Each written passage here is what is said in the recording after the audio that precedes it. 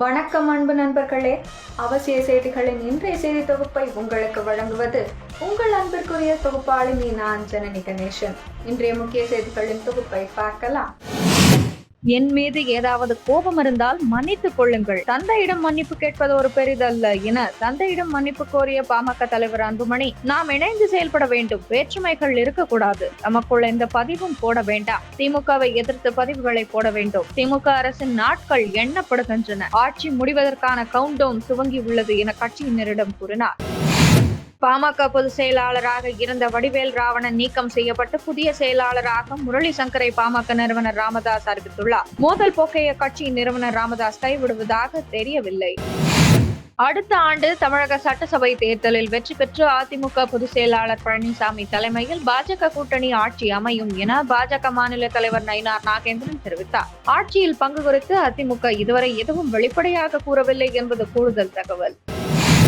இந்தியாவில் மொத்தம் 3 இடங்களில் ராக்கெட் ஏவுதளங்கள் உள்ளன. திருவனந்தபுரம், தும்பா, சந்திப்பூர் ஒடிசா மாநிலம், ஸ்ரீஹரிகோட்டா ஆகிய 3 இடங்களில் அமைந்துள்ளது. இது மட்டுமின்றி குஜராத் மாநிலம் அகமதாபாத்திலிருந்து ட்ரோன் உதவியுடன் ராக்கெட் ஏவும் சோதனை மேற்கொள்ளப்பட்டுள்ளது. இந்நிலையில் தற்போது முதல் முறையாக உத்தரப்பிரதேச மாநிலம் குஷி நகரில் ராக்கெட் ஏவும் சோதனையை இஸ்ரோ நிகழ்த்தி அதில் வெற்றி பெற்றுள்ளது.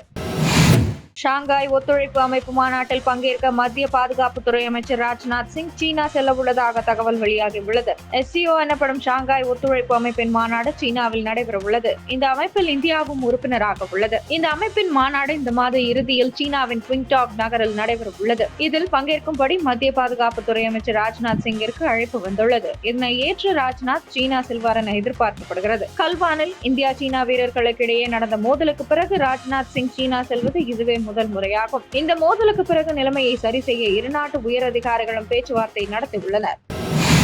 அமெரிக்காவின் 250வது ஆண்டு ராணுவ அணிவகுப்பு நிகழ்ச்சிக்கு பாகிஸ்தான் ராணுவ தளபதி அசீம் முனீரை சிறப்பு விருந்தினராக அழைத்துள்ளதாக வெளியான தகவலை வெள்ளை மாளிகை மறுத்துள்ளது. சைப்ரஸ் நாட்டுக்கு சென்ற பிரதமர் மோடியை விமான நிலையத்திற்கு வந்து அந்நாட்டு அதிபர் வரவேற்றார். அங்குள்ள இந்திய வம்சாவளியினரும் உற்சாக வரவேற்பு அளித்தனர். ஈரானில் ராணுவ ஆயுத தொழிற்சாலை அருகில் வசிக்கும் மக்கள் உடனடியாக வெளியேற வேண்டும் என இஸ்ரேல் ராணுவம் எச்சரிக்கை விடுத்துள்ளது.